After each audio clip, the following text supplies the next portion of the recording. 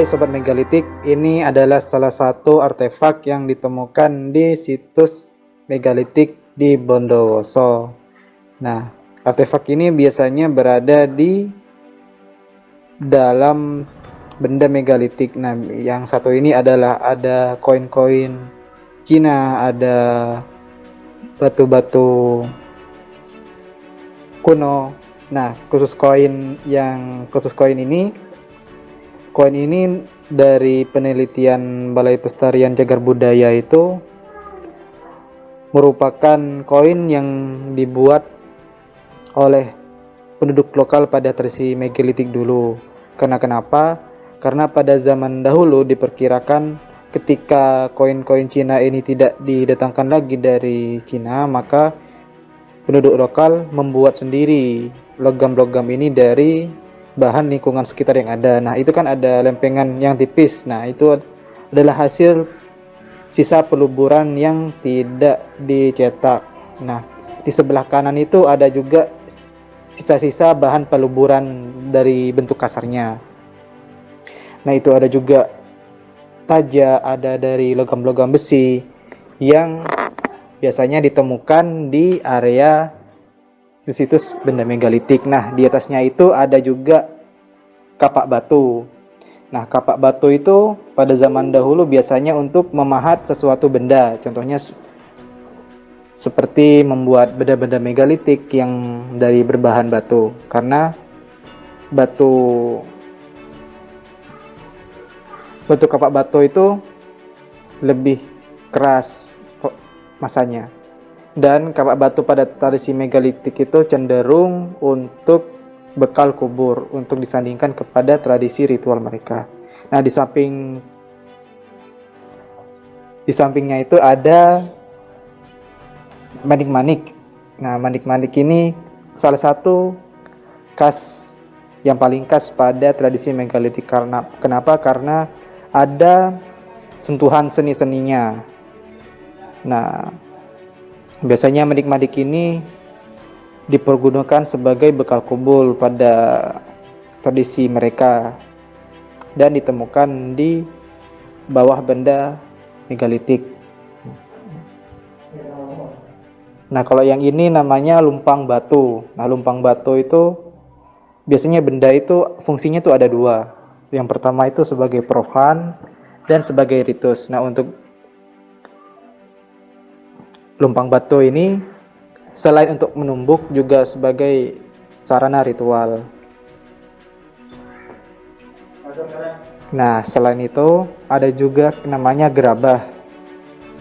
Nah, gerabah ini suatu benda yang dibuat dari tanah liat yang melalui proses dibakar. Nah, pada gerabah ini ada ciri khusus, yaitu mereka mempunyai pola hias.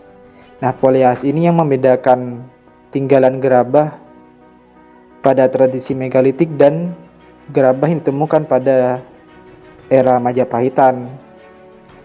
Nah, contohnya pada gerabah-gerabah ini terdapat corak-corak unik. Nah, corak-corak ini menurut para ahli merupakan tradisi yang dibawa pada ras Austronesia, yaitu suatu perkumpulan manusia yang memiliki tradisi menanam padi dan membangun bangunan megalitik pada 2500 sebelum Masehi.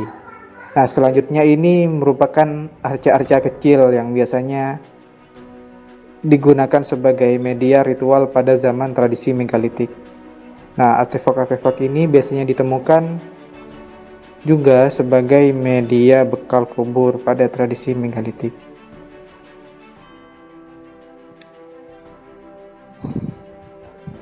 Nah, ini ada arca kepala manusia.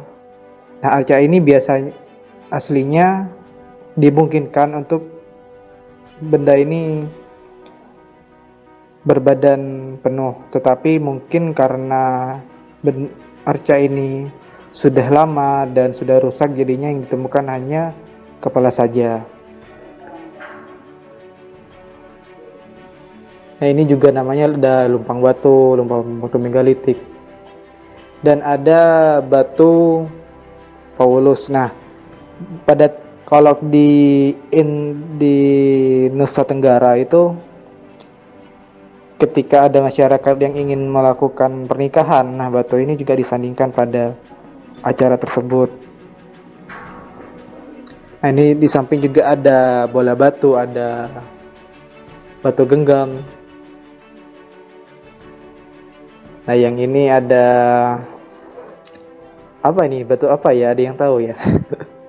Ini biasanya digunakan untuk menggiling suatu biji-bijian.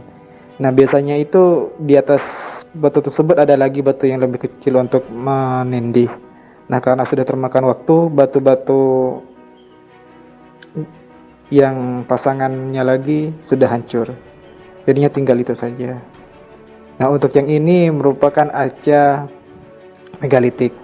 Nah, arca megalitik yang satu ini terdapat dua tampilan. Yang pertama tampilan berbentuk wanita, yang di belakangnya lagi tampilan berbentuk pria. Nah, di sisi samping arca ini terdapat lubang. Nah, para ahli itu memperkirakan bahwa lubang ini merupakan sanggahan pada rumah. Jadinya dimungkinkan arca ini memiliki satu pasang arca lagi. Nah, ini untuk tampilan arca yang berbentuk laki-laki. Halo Sobat Batu. Nah, untuk sekarang kita bertemu dengan namanya batu menhir. Nah, kenapa dinamai batu menhir? Menhir itu merupakan batu tegak. Nah, pada tradisi megalitik itu, batu menhir itu digunakan sebagai media pemujaan, sebagai ritual mereka, atau tempat untuk berdoa. Nah,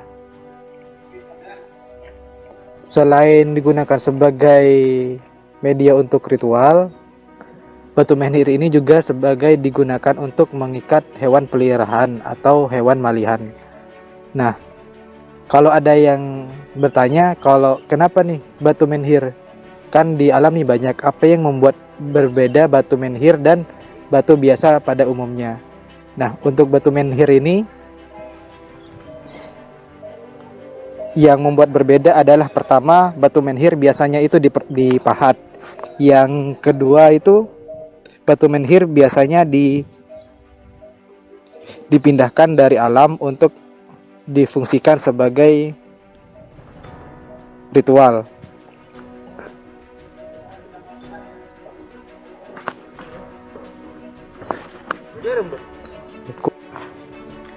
Dan biasanya batu menhir ini pada sekitar area di tempatnya terdapat sisa-sisa aktivitas pada tradisi megalitik, seperti ditemukannya gerabah, ditemukannya manik-manik dan benda logam dan sebagainya.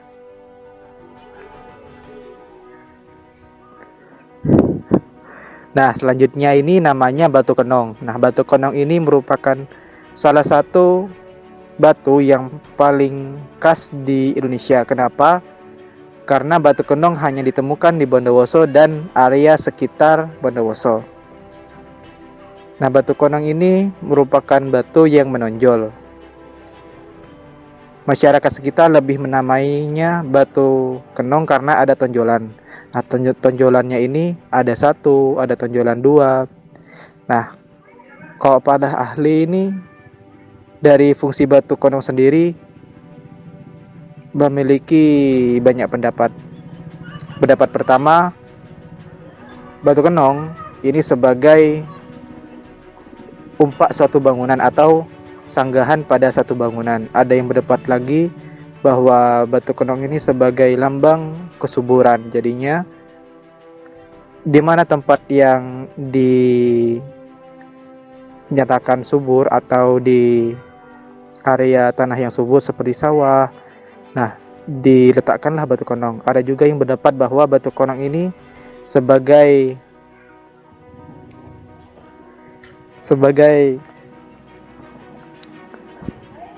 batas suatu wilayah. Nah, pada batu kenong ini di bawah biasanya terdapat bekal kubur seperti manik-manik, gerabah, benda-benda logam dan lainnya, dan tulang-tulang hewan.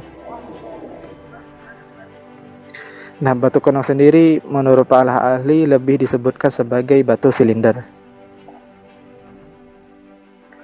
Nah, selanjutnya ini adalah batu dolmen.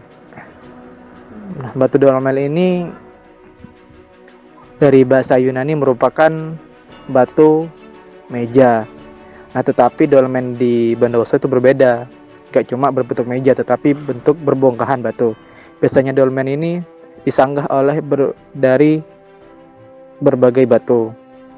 Nah, batu dolmen sendiri difungsikan sebagai untuk menaruh jenazah yang bersamaan disandingkan oleh bekal kubur.